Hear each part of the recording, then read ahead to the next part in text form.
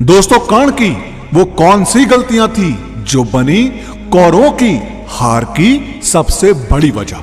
तो आइए जानते हैं। दोस्तों, कर्ण में अच्छाइयां भी थी तो बुराइयां भी। यदि कर्ण थोड़ा बहुत सोचते तो कौरव पक्ष महाभारत का युद्ध जीत सकते थे। कर्ण के पास अर्जुन से ज्यादा शक्तिशाली धनुष और बाण थे और सबसे ज्यादा उसमें शक्तियां थीं। कर्ण के विजय धनुष में ऐसी खूबियां थी जो अर्जुन के गांडीव धनुष में नहीं थी। लेकिन फिर भी कुछ गलतियां उसे महाभारत के युद्ध में ले डूबी। नंबर 1, कवच और कुंडल। दोस्तों, जब तक कर्ण के पास उसका कवच और कुंडल था तब तक उसे कोई मार नहीं सकता था। ऐसे में अर्जुन की सुरक्षा का कोई आश्वासन नहीं था। तब देवराज इंद्र और कृष्ण ने मिलकर छल के तरीके से उसके कवच और कुंडल दान में मांग लिए। लेकिन काल पुरुष की आकाशवाणी के कारण इंद्र को कवच कुंडल के बदले में अपना अमोघ अस्त्र देना पड़ा। अब अमोघ अस्त्र कर्ण एक बार ही चला सकते थे, जिससे शत्रु कितना भी शक्तिशाली हो वह मारा जाता। नंबर 2, अमोघ अस्त्र। अब कर्ण ने इस अमोघास्त्र का प्रयोग दुर्योधन के कहने पर भीमपुत्र घटोत्कच पर किया था, जबकि वह इसका प्रयोग अर्जुन पर करना चाहता था। यह ऐसा अस्त्र था जिसका वार कभी खाली नहीं जा सकता था, लेकिन वरदान अनुसार इसका प्रयोग एक बार ही किया जा सकता था। यदि कर्ण यह कार्य नहीं करता तो युद्ध का परिणाम कुछ और ही होता। नंबर 3, परशुराम से झूठ बोला।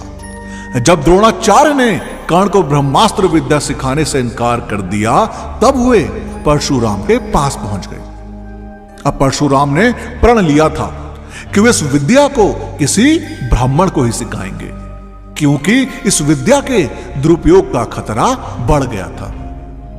अब कर्ण यह सीखना चाहता था, तो उसने परशुराम के पास पहुंचकर खुद को ब्राह्मण का पुत्र बताया और उनसे यह विद्या सीख ली। जब परशुराम को यह पता चला तो उन्होंने क्रोधित कर्ण को श्राप दिया कि तुमने मुझसे जो भी विद्या सीखी है वह झूठ बोलकर सीखी है, इसलिए जब भी तुम्हें इस विद्या की सबसे ज्यादा आवश्यकता होगी तभी तुम इसे भूल जाओगे, कोई भी दिव्यास्त्र का उपयोग नहीं कर पाओगे। नंबर 4, कुंती को दिया वचन। एक बार कुंती कर्ण के पास गई और उससे पांडवों की ओर से लड़ने का आग्रह करने लगी।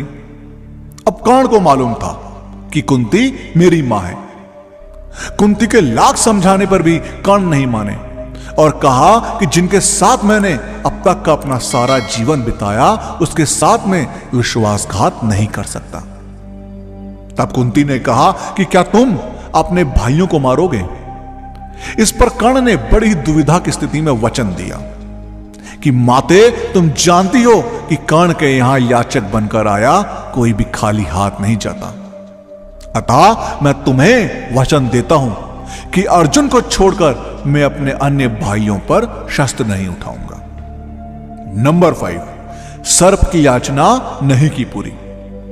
अब लोक कथाओं के अनुसार माना जाता है कि युद्ध के दौरान कर्ण के तुणीर में कहीं से एक बहुत ही जहरीला सर्प आकर बैठ गया। तुणीर अर्थात जहां तीर रखते हैं, जिसे तरकश भी कहते हैं, या पीछे पीठ पर बंदी होती है। कर्ण ने जब एक तीर निकालना चाहा तो तीर की जगह यह सर्प उनके हाथ में आ गया। अब कर्ण ने पूछा, तुम कौन हो और यहां कहां से आ गए? तब सर्प ने कहा, हे दानवीर कर्ण, मैं अर्जुन से बदला लेने के लिए आपके तुणीर में जा बैठा था। अब कर्ण ने पूछा, ऐसा क्यों? इस पर सर्प ने कहा, राजन, एक बार अर्जुन ने खांडव वन में आग लगा दी थी। उस आग में मेरी माता जलकर मर गई थी। तभी से मेरे मन में अर्जुन के प्रति विद्रोह है। मैं उससे प्रतिशोध लेने का अवसर देख रहा था। वह अवसर मुझे आज मिला है।